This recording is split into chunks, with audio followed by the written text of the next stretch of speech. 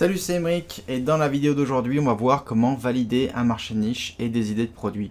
Donc, dans la première vidéo, on avait vu comment créer une boutique en ligne Shopify. Dans la deuxième vidéo, pourquoi se spécialiser est important. La troisième vidéo consistait à justement trouver des marchés de niche et des idées de produits. Et maintenant, on va voir justement comment valider ces marchés de niche et ces idées de produits. Donc, pour ceux qui ne me connaissent pas, je m'appelle Emeric. J'habite sur Hong Kong depuis plus de 5 ans maintenant et je vis de différents business sur Internet, que ce soit dans le e-commerce et puis aussi dans le consulting. J'aide en fait des boîtes, j'ai des étudiants et j'aide ces personnes-là et ces boîtes à justement créer leur site e-commerce, à gérer la chose, à faire des campagnes de pub, etc., etc.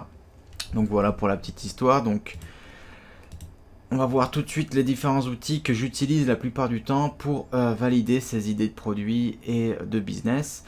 Donc c'est très simple, hein, je me prends pas la tête, faut pas chercher midi à 14h, je vais vous expliquer pourquoi après plus en détail.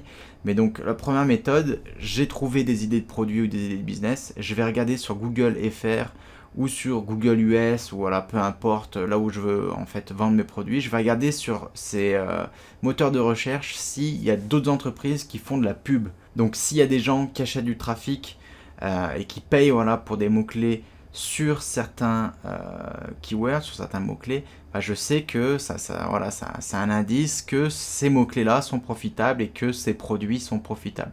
Donc voilà, ça c'est la première méthode. La deuxième méthode, c'est un petit peu comme dans la méthode d'avant, enfin la vidéo d'avant où je vous expliquais comment trouver des idées de business et de produits. En fait, il faut regarder un petit peu la popularité des mots-clés. Donc il y a différents outils qui nous permettent de faire ça. Je reviendrai là-dessus après. Et puis le troisième point, la troisième méthode, donc c'est regarder voilà, est-ce qu'il y a de la concurrence qui existe, est-ce qu'il y en a beaucoup ou pas beaucoup, quelles sont les ventes qu'ils font, donc ça on peut voir sur Amazon, sur eBay et puis sur d'autres sites comme ça de vente, d'autres sites e-commerce.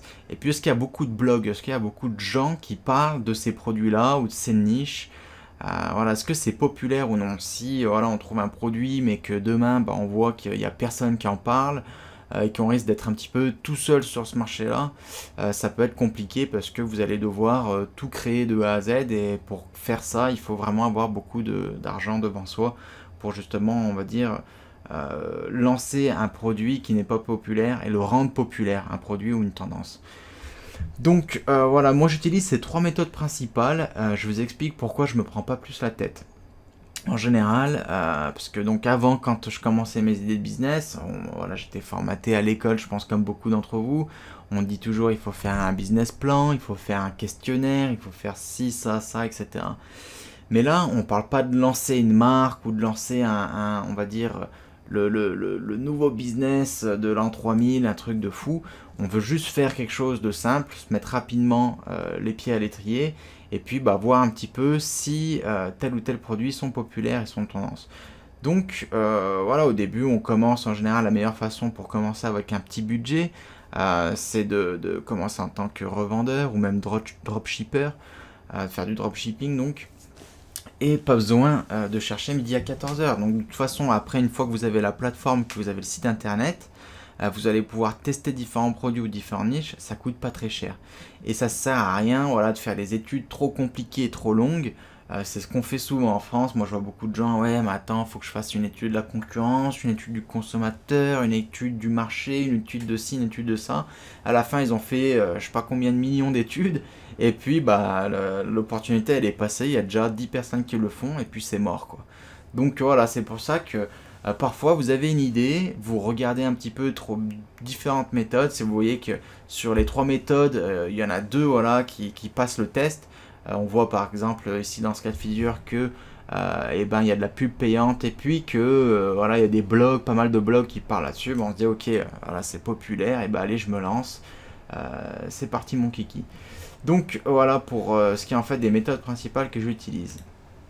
Ensuite, les différents outils pour rechercher voilà, les tendances de mots-clés, donc toujours Google Trends. J'en ai parlé sur ma vidéo un peu plus longuement, la vidéo d'avant. Donc je vous invite à la regarder si vous ne connaissez pas encore Google Trends. Il y a aussi donc pour tout ce qui est recherche de mots-clés, il y a le Google Keyword Planner, donc qui va avec Google AdWords, qui est l'outil l'outil de gestion en fait de tout ce qui est pub sur Google. Le Keyword Finder, et puis il y a SEMrush que j'aime beaucoup aussi, qui est très utile en termes de SEO. Donc ces outils-là, ils sont assez chers. Moi j'utilise les versions gratuites et j'utilise une autre version payante pour un autre logiciel, mais que je garde aussi un peu secret là et avec lequel je partage seulement avec mes clients.